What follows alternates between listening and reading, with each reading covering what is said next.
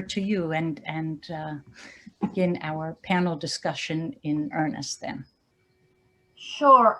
So what I thought we should do, maybe I'll pose the questions, and if the panel members would take turns to answer, or if they have to add to that, and then we could open it to the rest of the participants, and then I will move on to the next question, because in that way we will have some cohesive arguments around each question.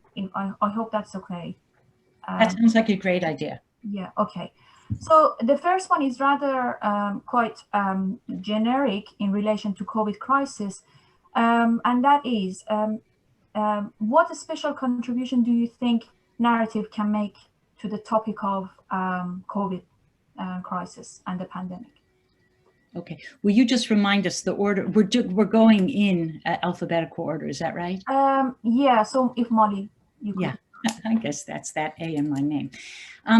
Well, I think that, yeah, let's start with one of the most challenging first. I think that there are many things to be said about this COVID story, okay? And who is telling it, and who are the authorities, and what are the different kinds of stories which are being told through numbers, okay?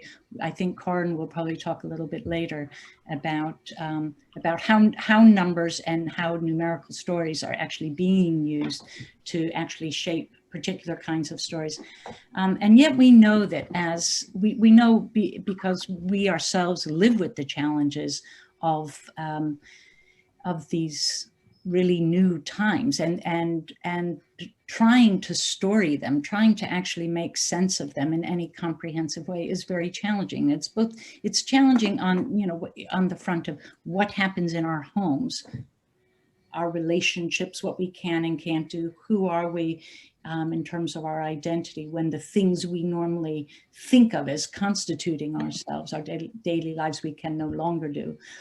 But there are also narrative questions, because in the wider macro sense, how do we make sense? How do I make sense sitting in the center of London about what has happened in this country in terms of this crisis, okay? So I think that I am particularly interested in the complexity of the kinds of experiences that can be captured through a narrative lens. And I don't know if I go so far as to say uniquely through a narrative lens, but I'd come pretty close, because I think that actually the contradictions and the real tensions in the way we are living and trying to live come out perhaps most flagrantly in a storied form, because we're not actually trying to make it all make sense. So I think that's where I will leave that for a moment, Masi. Thank you very much. Jill? Thank you. Hello, everyone. It's very good to be here. I suppose one of the kind of entry points that is interesting for me is around the possibilities for narrative to turn the feminist slogan of the personal being political, to invert that, and to think about the ways in which politics becomes utterly part of our personhood. And for me, the COVID crisis just kind of, I suppose, etches that in more intense kinds of ways and obvious sort of ways. So for us to try and think about how individual sense-making, individual storytelling, in terms of lived experience, must engage with and be articulated with the experiences of others, both geographically close but also distant, in all the ways that this strange kind of zooming experience makes evident for us. But also, in addition to the notion of space, to think quite a lot about time, and particularly about intergenerational time.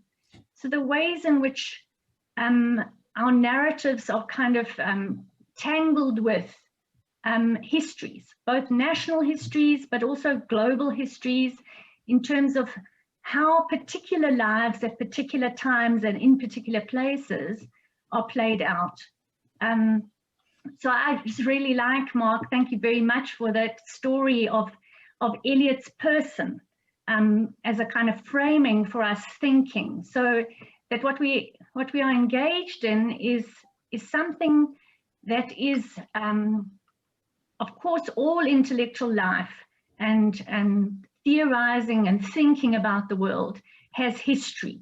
So we have Eliot in terms of his scholarship, but we also have Eliot the person, and the ways in which that enables us to think about the present in relation to the past, and then also to use Molly's beautiful concept of the narrative imagination to try and mobilize what it's possible to think about in terms of the future. So I'll stop there for now. Thank you. Thank you, Jill. Kathy? You're on mute, Kathy.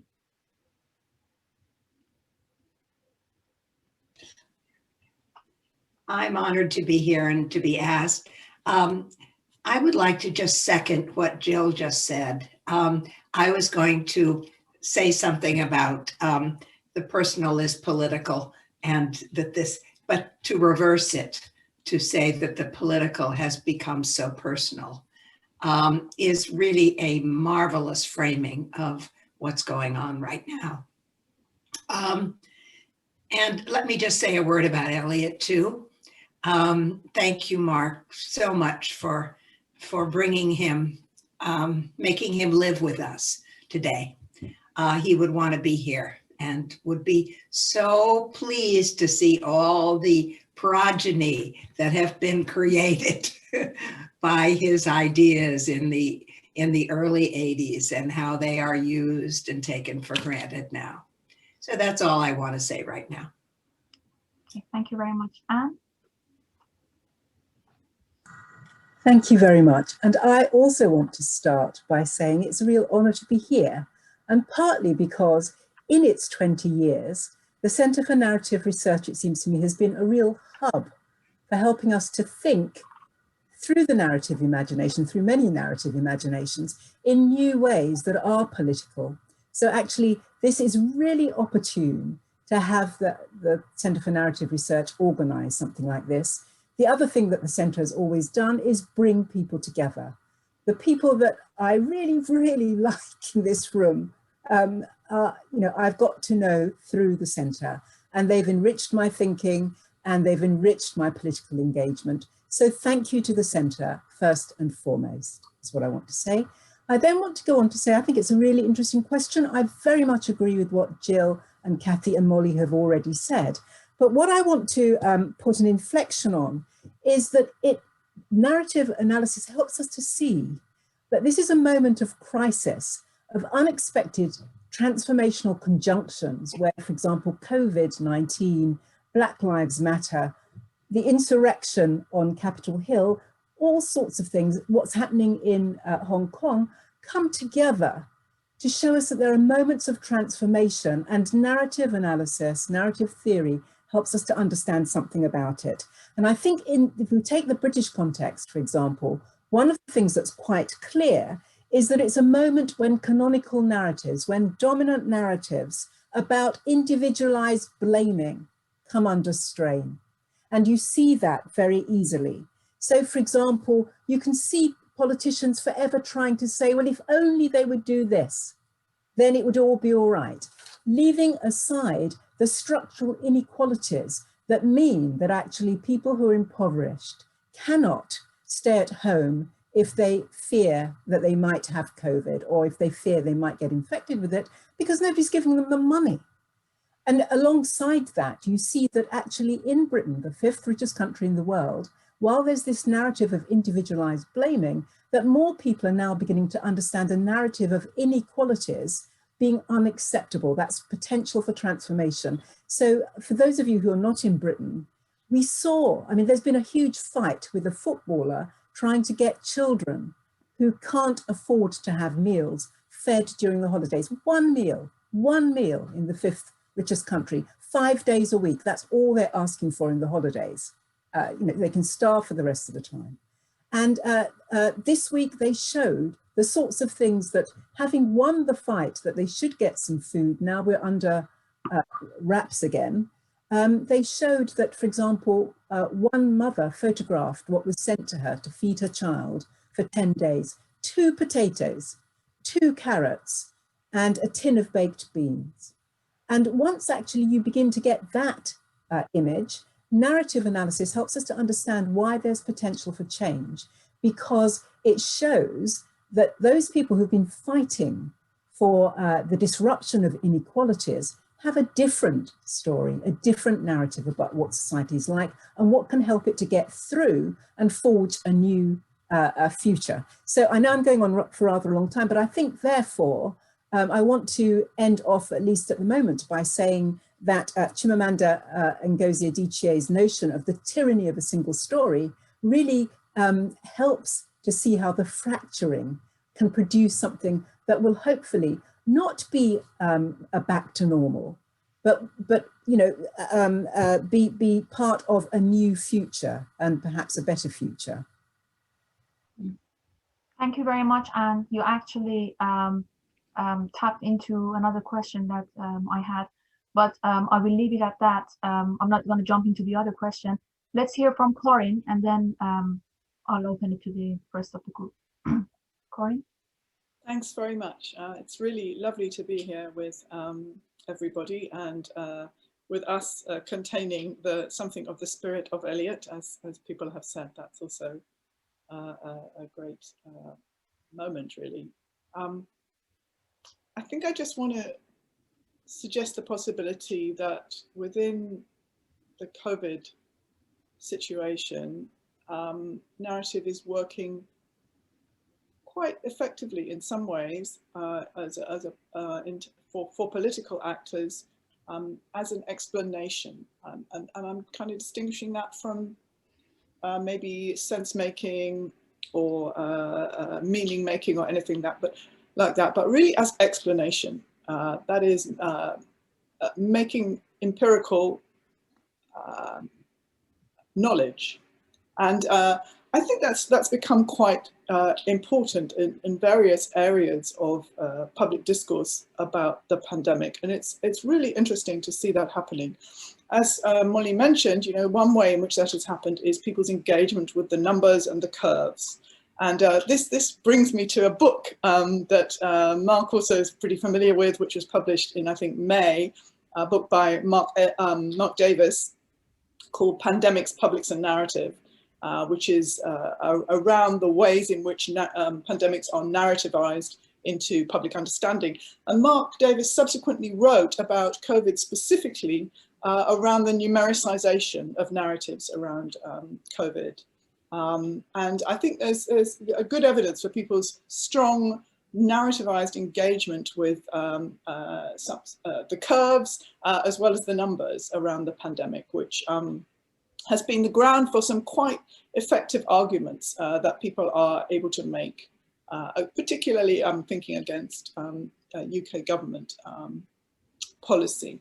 But on a smaller level, you can also see things happening like the initial medical narrative of what COVID is like being shifted quite strongly by a kind of accretion of narrative explanations that people have given of what it's like. So, for instance, at the beginning, it was thought that mild COVID resolved itself quickly with few sequelae, and if you were left with symptoms, those were largely anxiety.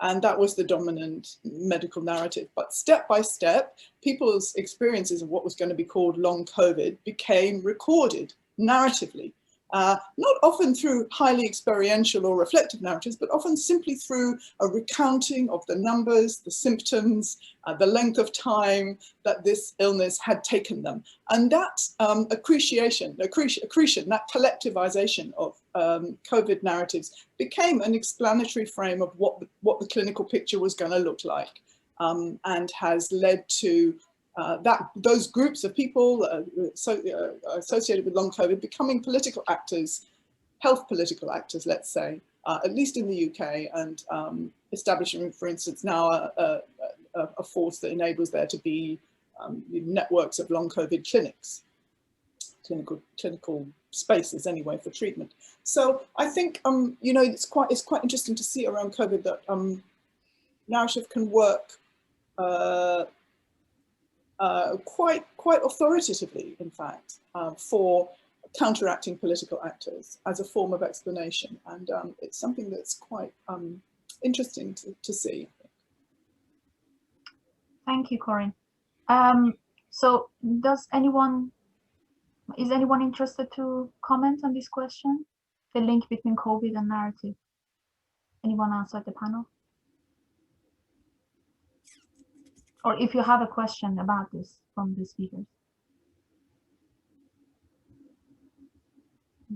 Sorry, I can't see everyone here. You might just want to unmute yourself and talk. Could I make a comment or a question? Sure. One of the things that I've noticed is this, there's a proliferation of ideas and narratives around us in social media, on the news, governments, independent sage, pick your narrative. But what I have found in my reflective conversations with, especially overseas friends, in trying to explain what is going on in the UK, is this feeling of being in a moment of no narrative, of recounting of events that don't make sense in any big picture way. And this sense of, I find myself often ending my conversations with, God knows where it will all end or where we're going. So this sense here of, yes, there are small stories and political activism and things, really good things happening, but in a bigger picture of where we are going as a society, nobody knows, and there's a sense of this vacuum there awaiting to be filled, and by what is also of a concern. And the opportunities for a various range of narratives to come and fill this anxious gap. So I wondered if anyone might have any comments about that. Well, I'll say something. I think it probably relates to another question which Masi is going to ask. But Ruth, I think that's a great, characteristically thoughtful, sensitive question from you. I do think that one of the things is, because we are at one level in such uncharted territory, it really is hard to, one thing we're clear is that we have to reimagine our futures, but actually what component pieces will be part of that is really hard to know. I mean, it doesn't just change narratively, it actually we have to change our narrative all the time because we just don't know what's happening.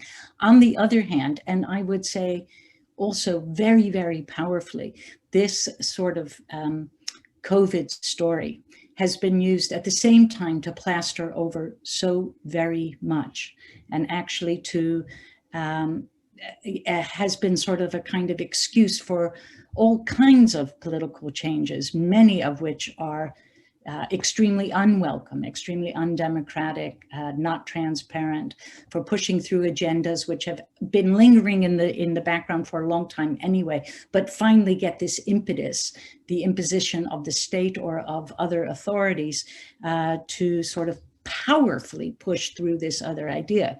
So I think, I mean, I know, Masi, it does relate to other things that we're going to talk about, but I think you've kind of introduced that question, and both to try to figure out for ourselves, but also for the communities and the societies that we are part of, really what those new and different futures will look like, and not just in a sort of romantic, sense, like which communities are we rebuilding. Anne already has sort of referred to how people become increasingly aware of the flagrant inequalities that we've always been living amongst, okay? But now we can't really turn away in a new way.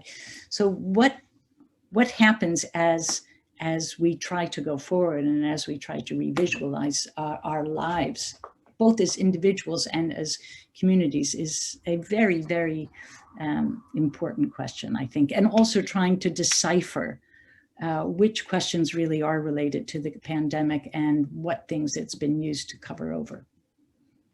Yes, thank you, Molly.